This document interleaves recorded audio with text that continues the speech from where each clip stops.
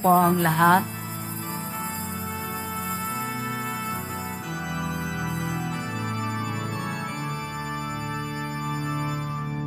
Palad at malugod, ang sa Diyos ay may takot. Sa utos niya'y sumusunod, siya'y hindi nagdarahon. San Jose manggagawa, Hallelujah.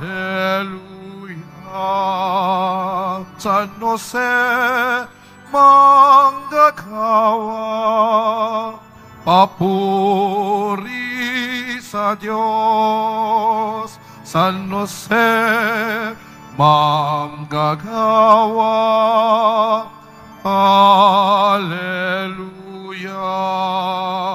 San Jose manggagawa, papuri sa Diyos.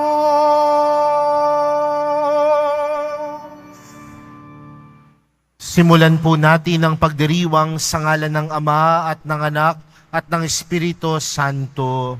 Amen. Ang pagpapala ng ating Panginoong Jesucristo, ang pag-ibig ng Diyos Ama, at ang pakikipagkaisa ng Espiritu Santo, naway sumainyong lahat. At sumaiyo rin. Mga kapatid, tayo pong lahat ay nagkakatipon bilang isang mag-anak ng Diyos sa pagdiriwang ng banal na Eukaristiya. Sa araw na ito, ginugunita po natin ang kapistahan ni San Jose bilang isang manggagawa. At upang tayo po ay maging karapat-dapat gumanap sa banal na pagdiriwang na ito, alalahanin po natin ang ating mga pagkukulang at nagawang pagkakasala, at buong kababaang loob po tayong humiling ng awa at pagpapatawad mula sa Diyos.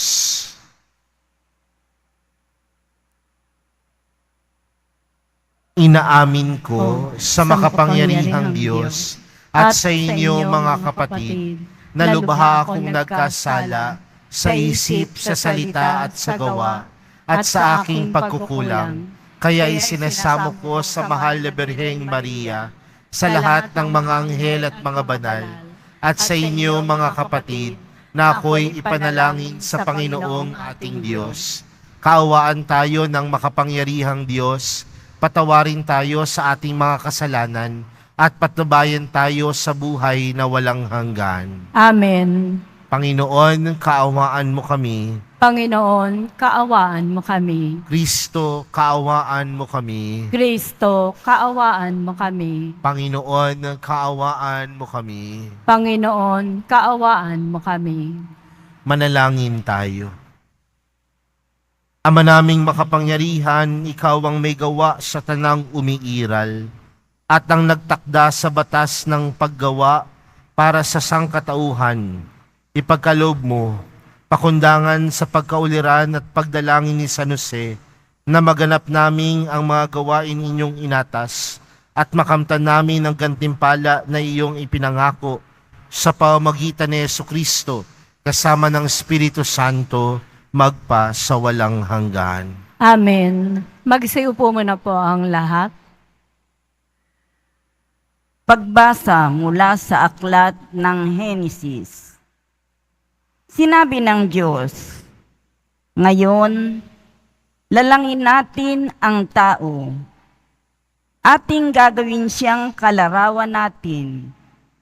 Siya ang mamamahala sa mga isda, mga ibon at lahat ng hayop, maging maamo o mailap, malaki o maliit.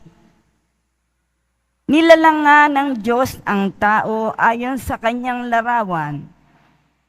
Lumalang siya ng isang lalaki at isang babae, at sila'y pinagpala. Wika niya, magpakarami kayo at punuin ng inyong mga supling ang buong daigdig, at pamahalaan ito.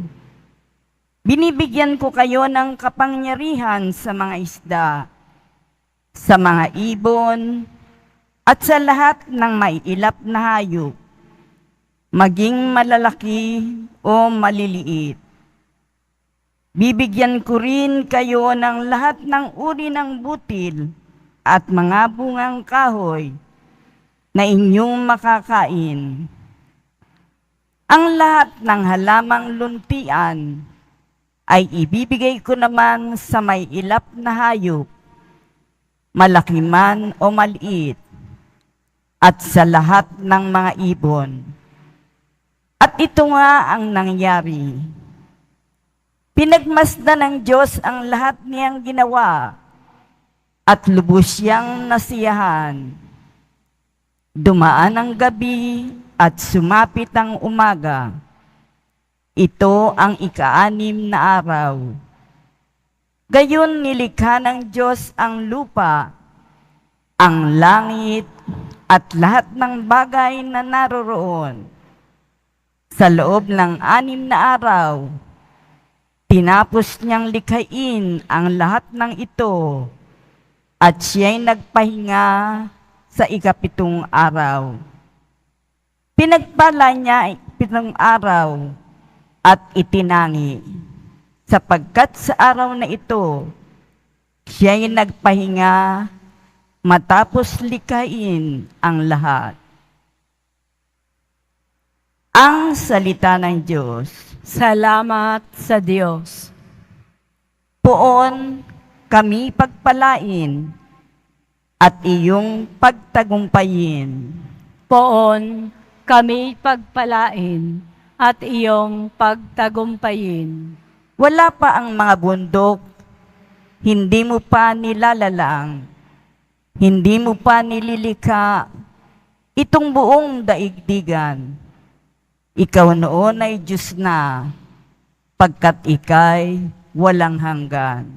Poon kami pagpalain at iyong pagtagumpayin.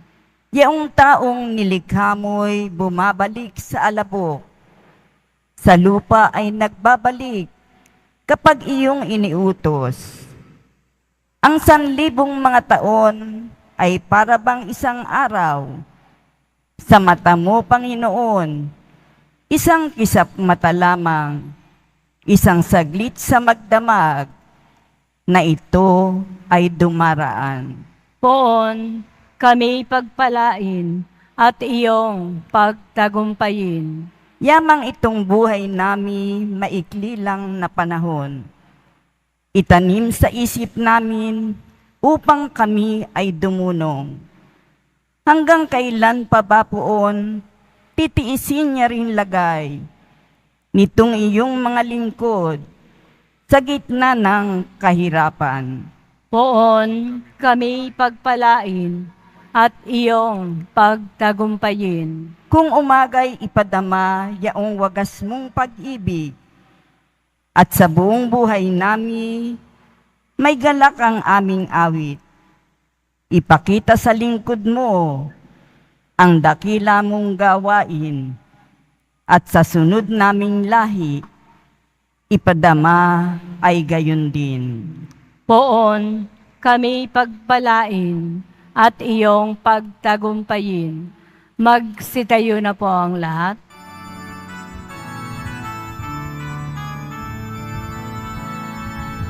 Hallelujah, hallelujah, hallelujah, hallelujah.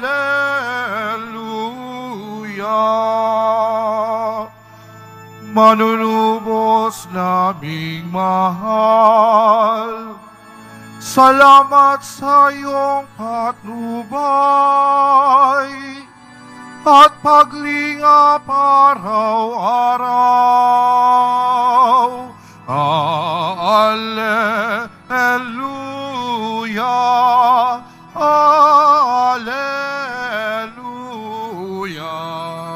alleluia, alleluia.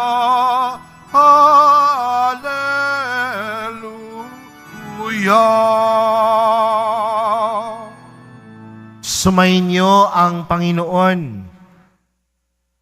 Ang mabuting balita ng Panginoon ayon kay San Mateo. Papuri sa iyo, Panginoon. Noong panahong iyon, umuwi si Jesus sa kanyang bayan at nagturo sa kanilang sinagoga. Nagtaka ang mga nakarinig sa kanya. Sabi nila, saan kumuha ng karunungan ang taong ito? Paano siya nakagagawa ng kababalaghan? Hindi ba ito ang anak ng karpintero? Hindi ba si Maria ang kanyang ina at sina Santiago, Jose, Simon at Judas ang kanyang mga kapatid na lalaki? At dito nakatira ang kanyang mga kapatid na babae, hindi ba? Saan niya natutunan ang lahat ng ito? At ayaw nilang kilalin siya, kaya't sinabi ni Jesus sa kanila, ang propeta'y iginagalang kahit saan, liban sa kanyang sariling bayan at sa kanyang sariling sambahayan. At dahil sa di nila pagsampalataya, hindi siya gumawa roon ng maraming kababalaghan. Mga kapatid, ang mabuting balita ng Panginoon. Pinupuri ka namin, Panginoong Heso Kristo. Magsiupo muna po ang lahat. Magandang tanghali po sa inyong lahat. Magandang tanghali. Pakibati nga po ang katabi ng magandang tanghali. Mga kapatid, sa araw na ito, ginugunita po natin si San Jose bilang isang manggagawa. Kaya kasabay din ng pagdiriwang na ito, ipinagdiriwang din natin sa araw na ito ang araw ng mga manggagawa, Labor Day. Kaya isama po natin sa ating mga panalangin sa misang ito ang lahat ng mga manggagawa sa buong mundo na sila po mismo ay makatanggap ng dangal sa kanilang pagkilos at paggawa. Mga kapatid, marahil tayo bilang mga Pilipino, malapit din kay San Jose. Kung titingnan po natin sa pagdiriwang sa loob ng simbahan, maraming pagdiriwang ang nagbibigay pugay kay San Jose. No? March 19 at May 1. No? Pero ganun pa man, ano po ba ang pwede nating matutunan sa buong buhay ni San Jose kaugnay sa kanyang pagiging isang manggagawa? Una, mga kapatid, alam natin na si San Jose, sa kanyang pagdidescribe sa kanya sa mga ebanghelyo, sinasabi na si San Jose po ay isang matuwid na tao. He is a righteous man. At paano natin masasabi na ang tao ay matuwid?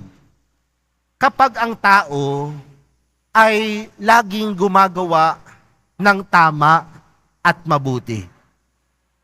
Uulitin ko po. Ang tao ay matatawag na matuwid kapag siya ay gumagawa ng tama at mabuti. Sa isang manggagawa, yan din po ang hamon para sa ating lahat. Ang hamon para sa isang manggagawa ay hindi lamang gampanan yung kanyang tungkulin, hindi lamang simpleng gampanan yung kanyang responsibilidad, o kaya yung inatas sa kanya, bagkus hamon sa isang manggagawa na maging matuwid dahil patuloy siyang gumagawa ng tama at mabuti. Kasi pwede mo namang gawin yung responsibilidad mo. Pwede mo namang gawin yung gampanin mo, yung tungkulin mo. Pero hindi ka naman matuwid dahil hindi ka gumagawa ng kaaya-aya. Pero sa buong buhay ni San Jose, siya ay naging matuwid dahil sa lahat ng oras at pagkakataon ng kanyang buhay, ginawa niya ang mabuti at tama. At siguro po sa araw na ito, sa pamamagitan ng mabuting halimbawa ni San Jose, pinapaalala po sa atin na may kakayanan din tayong maging matuwid. Una sa lahat, dahil tayo ay nilikha ng Diyos. Pangalawa, tayo ay may kakayanang maging matuwid dahil tayo ay sumusunod kay Jesus. Lahat ng sumusunod kay Jesus may kakayanang maging matuwid sa kanyang buhay. Dahil kailanman ang pagiging matuwid o kailanman ang pagsunod kay Jesus, nangangailangan dapat lagi sa buhay natin, sa lahat ng oras at pagkakataon, tayo ay gumagawa ng tama at mabuti. Dahil hindi mo pwedeng masabing ikaw ay sumusunod kay Jesus. Pero taliwas naman yan sa iyong pagkilos at paggawa. Taliwas naman yan sa mga salitang lumalabas sa iyong bibig. Sa tulong ni San Jose, hamon sa atin maging matuwid dahil tayo ay gumagawa ng mabuti at tama. Pangalawa, si San Jose ay naging masunurin sa Diyos. Kung titingnan po natin ang talambuhay ni San Jose, maraming pagkakataon na siya ay hinamon. Tandaan natin, nung pakakasalan niya na si Maria, nalaman niya na si Maria ay nagdadalang tao. At marahil bilang isang lalaki, masakit yon para sa kanya. Pero dahil sa kanyang panaginip, nangusap ang Diyos sa kanya at sinabi ng Diyos yung kanyang misyon at tungkulin, ano ang mas namutawi sa kanya? Sa kabila nung sakit, sa kabila nung hirap, mas pinili niya pa ring sumunod sa Diyos. At marahil mga kapatid, ganyan din ang buhay natin. Maraming pagkakataon na susubukin tayo ng Panginoon. Maraming pagkakataon na marahil mahihirapan tayo sa dami ng pagsubok at hirap ng buhay. Pero anong tanong na pwede nating tanungin sa ating sarili? Ano ang mas matimbang? Ang Diyos o ang sariling kagustuhan? Kay San Jose, mas namutawi ang kagustuhan ng Diyos. Dahil alam marahil ni San Jose na ang kagustuhan ng Diyos ang pinakamagandang plano para sa Kanya. Mga kapatid, kung tayo ay humaharap sa pagsubok ng buhay at humaharap marahil sa mga pagpili ng buhay, sana mas matimbang ang Diyos. Mas matimbang ang kagustuhan ni Jesus. Dahil ang kagustuhan ng Diyos, ang kagustuhan ni Jesus, ang pinakamagandang pwedeng mangyari sa buhay natin.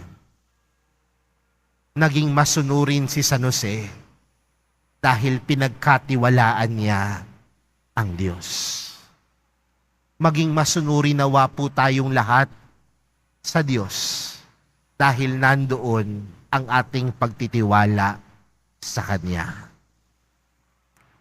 Panghuli mga kapatid, kung mapapansin po natin sa ating ebanghelyo, si Jesus ay pumunta sa sinagoga. At nung si Jesus ay nasa sinagoga, nagpahayag po siya ng salita ng Diyos. At ang mga Pariseo na nakinig kay Jesus, pinagdudahan siya. At ano ang pagdududa nila kay Jesus? Ang sabi nila kay Jesus, paanong makapagsasalita yan ng ganyan? Anak lang yan ng karpintero. Nakita naming lumaki yan. Ang kanyang mga kapatid na babae ay taga dito lang. Paano siya makapagsasalita ng ganyan? Marahil alam natin ang kasagutan mga kapatid, na si Jesus ay Diyos. Pero tandaan din natin marahil mga kapatid, na si Jesus ay lumaking tapat, lumaking maayos, lumaking kaaya-aya dahil sa mga tagahubog niya. At sino ang humubog sa kanya? Si Maria at si Jose. Dahil marahil sumalamin kay Jose ang pag-ibig at awa ng Diyos. Kaya nakita ni Jesus na maging kaaya-aya dahil sa kanyang mga magulang. Sa madaling salita, sa buhay ni San Jose, sumalamin ang awa at pag-ibig ng Diyos. Kaya mga kapatid, hamon din po yan sa ating lahat. Higit sa lahat sa mga magulang na nandito. Magandang tanungin po sa ating mga sarili, nagiging mabuting halimbawa pa ba tayo sa mga anak natin? Maraming mga magulang ang sasabihin nila sa kanilang mga anak, "O anak, umuwi ka ng maaga ha." Pero anong oras umuwi ang magulang? Minsan umaga na. "Anak, bawal magsugal ha." Pero yung mga magulang, nagbibingo sa kanto. Nagtotong its. "Anak, bawal magbiso." Pero nakikita nila kanilang mga magulang nila, sila mismo ang nangunguna sa bisyo. Minsan magtataka din tayo, bakit ganito lumaki yung anak natin? Pero baka hindi rin kasi tayo naging mabuting halimbawa. Si Jesus, lumaking kaaya-aya ang kanyang buhay. Hindi lang dahil siya ay Diyos. Alam na natin yun. Pero dahil marahil, gumabay at sumalamin, higit sa lahat, sa buhay ni San Jose, ang pag-ibig at awa ng Diyos. Kaya marahil sa araw na ito, mga kapatid, sa tulong ni San Jose, yan ipanalangin natin. Nawa ang buhay natin maging matuwid. At sa pagiging matuwid, dapat matuto tayong maging masunurin dahil sa pagtitiwala sa Diyos. At kung magagawa natin ang mga bagay na ito, tunay na sumasalamin sa ating buhay ang pag-ibig at awa ng Diyos. Kaya mga kapatid, sa misang ito, sa tulong ni San Jose bilang manggagawa, yaan ang ipanalangin natin sa Diyos na maging matuwid, masunurin, at sumalamin sa atin, sa buhay natin, ang Diyos. Amen. Magsitayo na po ang lahat. Minamahal kong mga kapatid, manalangin tayo kay San Jose para sa lahat ng ating mga pangangailangan. Paramihin mo ang bunga ng aming mga gawa. Paramihin mo ang bunga ng aming mga gawa, Panginoon. Ang simbahan naway magpatuloy sa pagpapahayag ng mga kahalagahan ng katarungan bilang susi sa ating kapayapaan. Manalangin tayo. Paramihin mo ang bunga ng aming mga gawa, Panginoon. Ang mga pinuno ng pamahalaan at mga ekonomista naway magsikap para sa makatarungang pamamahagi ng mga yaman at magtaguyod ng dangal ng lahat ng tao. Manalangin tayo. Paramihin mo ang bunga ng aming mga gawa, Panginoon. Ang mga dukha at mga walang hanap buhay naway makatagpo ng marangal na paraan ng ikabubuhay. Manalangin tayo. Paramihin mo ang bunga ng aming mga gawa, Panginoon. Ang mga negosyante naway gamitin ang kanilang mga kabuhayang interes para sa paglilingkod sa lahat. Manalangin tayo. Paramihin mo ang bunga ng aming mga gawa, Panginoon. Ang mga yumaong naghirap sa paggawa noong sila ay nabubuhay pa rito sa lupa, naway makatanggap ng kanilang gantimpala sa kabilang buhay. Manalangin tayo. Paramihin mo ang bunga ng aming mga gawa, Panginoon. Ama ng aming manunubos, sa pagsasama ng aming mga panalangin at sa pamamagitan ni San Jose, tulungan mo kaming makita sa aming mga pagkilos ang dangal sa paggawa. Hinihiling namin ito sa pamamagitan ni Kristo na aming Panginoon. Amen. Magsiupo muna po ang lahat.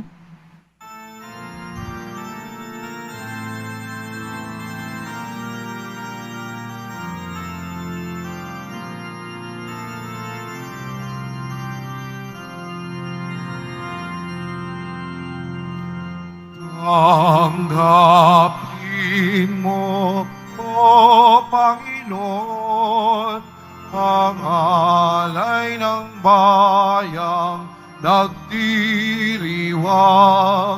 Puhunan mong bigay ang alak at tinapay, handog ng pagkabuhay.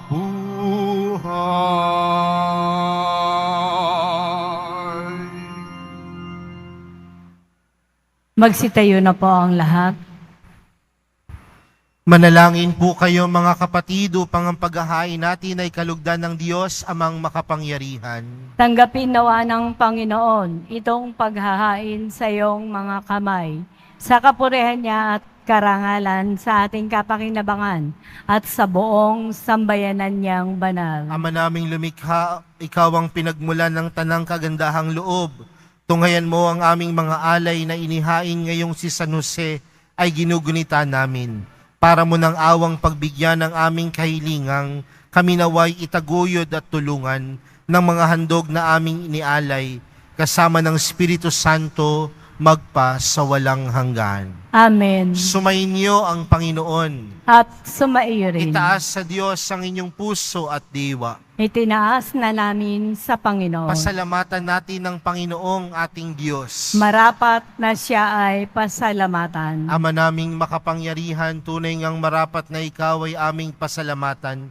Ngayong ginugunita si San Jose, niloob mong magpakasal kay Mariang Birheng Mahal, si San Joseng maasahan sa pananagutan, upang may amang lumingap sa angkang kinabibilangan ng iyong anak. Sa kapangyarihan ng Espiritong Banal, isinilang ni Maria ang anak mong minamahal. Para sa kanila, si San Jose naghahanap buhay. Kaya kaisa ng mga anghel na nagsisiawit ng papuri sa iyo, nang walang humpay sa kalangitan, kami nagbubunyi sa iyong kadakilaan.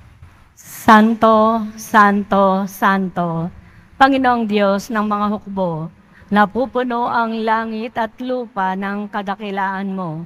O sana sa kaitaasan, pinagpala ang naparirito sa ngalan ng Panginoon. O sana sa kaitaasan, magsilod po ang lahat. Ama naming banal, ikaw ang bukal ng tanang kabanalan. Kaya't sa pamagitan ng iyong Espiritu, gawin mong banal ang kaloob na ito, upang para sa aming maging katawan at dugo ng aming Panginoong Hesukristo. Bago niya pinagtiis ang kusang loob na maging handog, hinawakan niya ang tinapay, pinasalamatan kanya, pinaghati-hati niya iyon, iniabot sa kaniyang mga alagad at sinabi, tanggapin ninyong lahat ito at kanin. Ito ang aking katawan na ihahandog para sa inyo.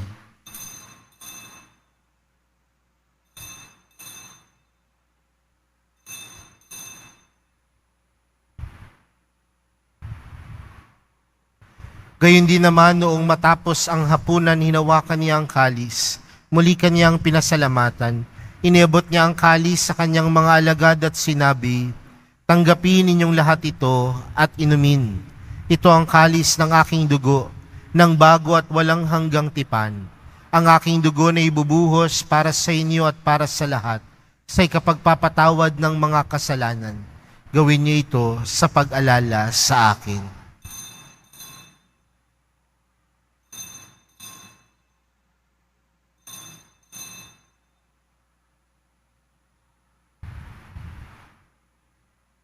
Magsitayo na po ang lahat.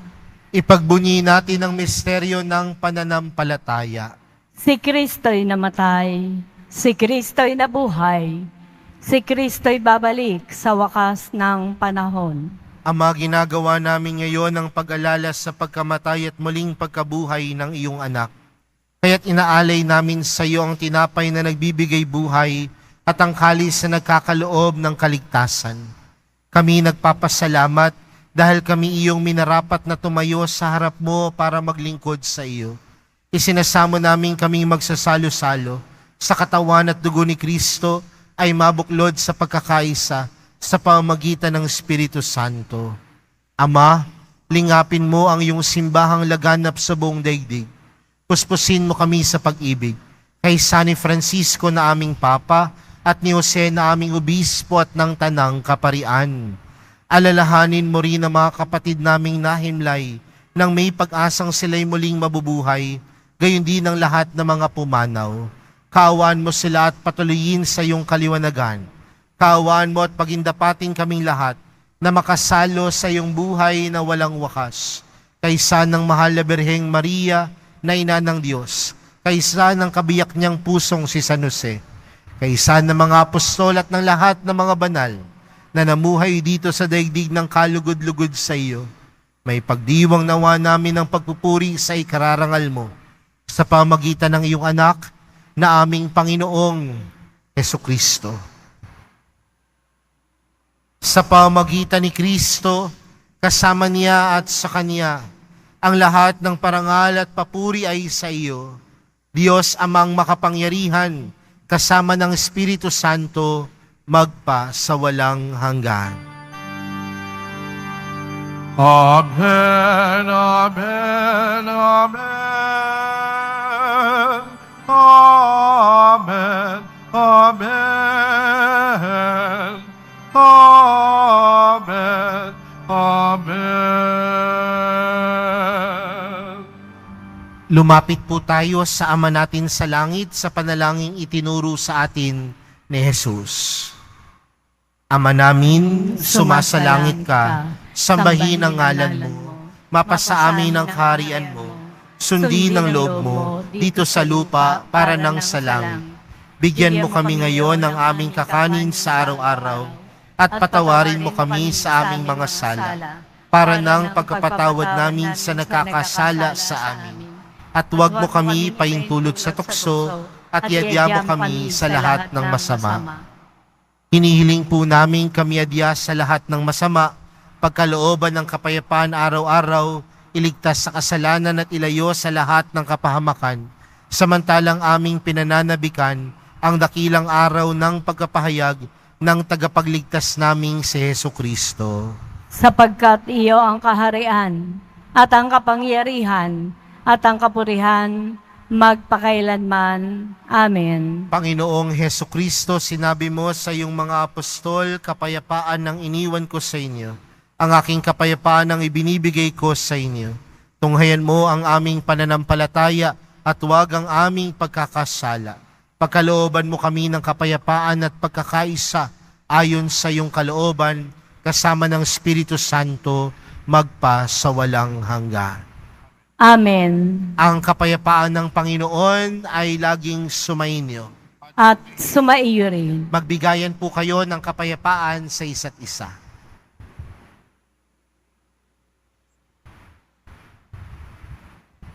Kordero ng Diyos na nag-aalis ng mga kasalanan ng sanlibutan, maawa ka sa amin. Kordero ng Diyos na nag-aalis ng mga kasalanan ng sanlibutan, maawa ka sa amin.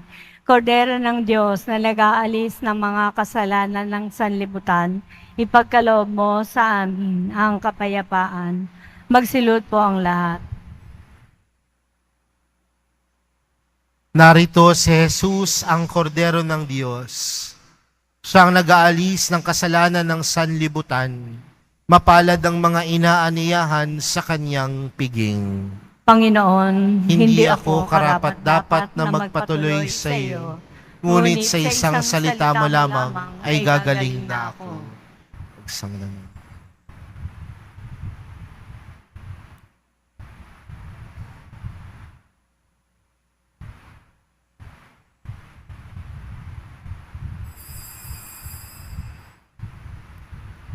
Para po sa lahat ng tatanggap ng banal na komunyon, sasagot po tayo ng amen.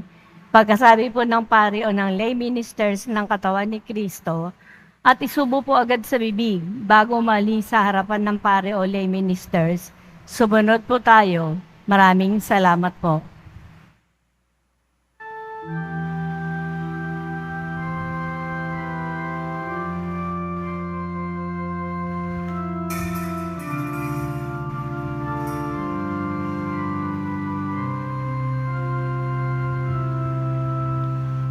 Lingkod na maas na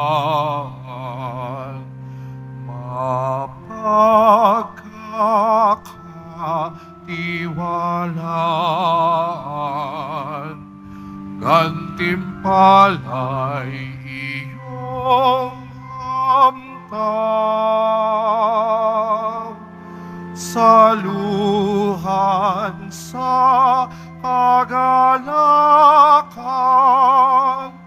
ang poong pinaglingkuran. Ang aking biyaya sapat na sa inyo, dahil ang aking kapangyarihan ay lubos na maipamalas sa iyong kainan.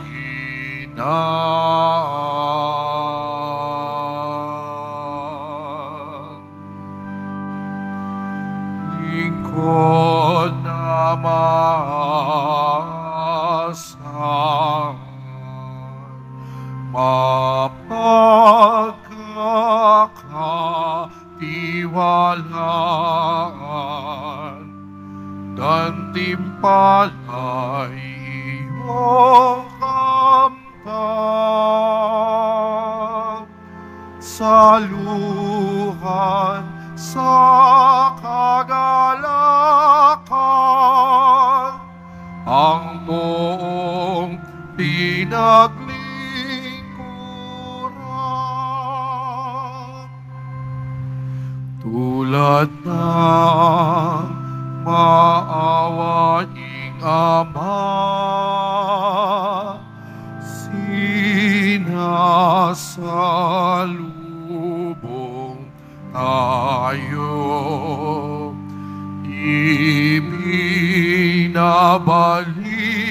ang ating dangal, tinutulungan tayong bumangon at nagagala.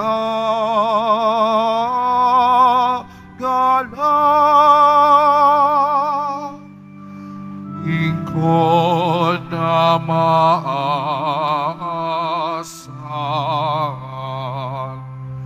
mapagkakatiwalaan, gantimpala'y iyong kamtan.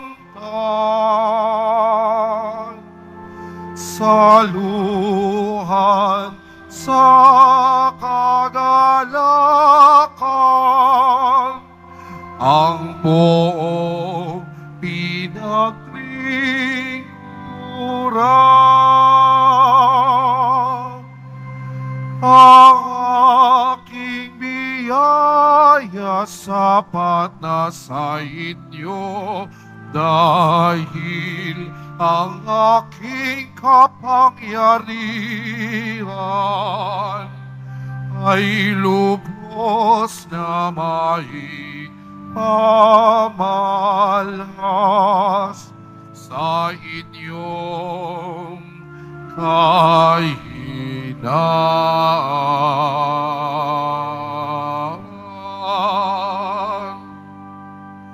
Lingkod na maasahan,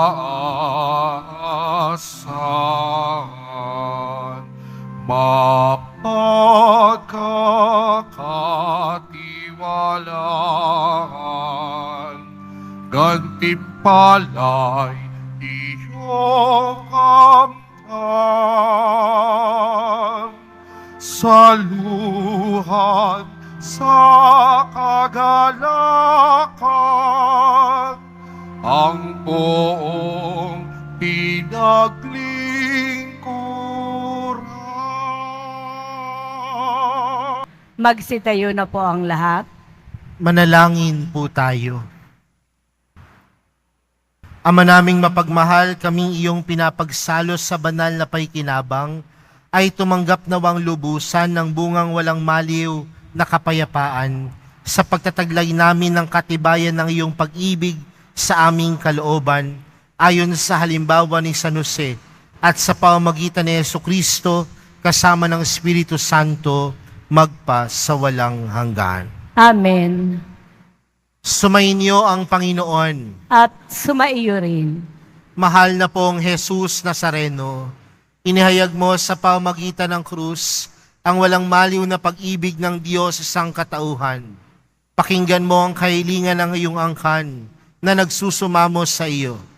Makamtan nawa nila ang iyong katugunan at tanggapin ang kasagutan na may utang na loob na tinatanaw.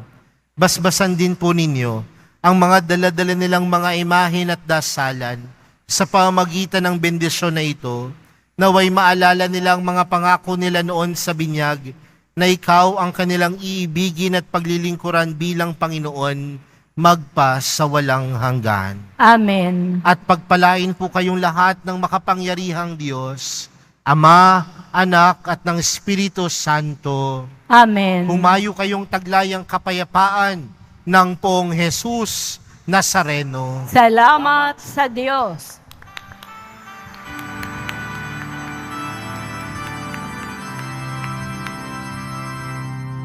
Nuestro Padre Jesús Nazareno, sinasamba ka namin, pinipintuho ka namin, aral mo ang aming buhay at kaligtasan. Nuestro Padre Jesús Nazareno, iligtas mo kami sa kasalanan.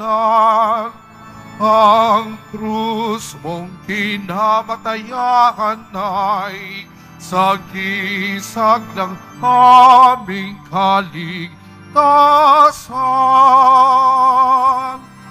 Nuestro Padre Jesús Nazareno, dinarangan ka namin. Nuestro Padre Jesús Nazareno, nilulwalhati ka namin. Nuestro Padre Jesús Nazareno, dinarangan ka namin. Nuestro Padre Jesús Nazareno, nilulwalhati ka namin.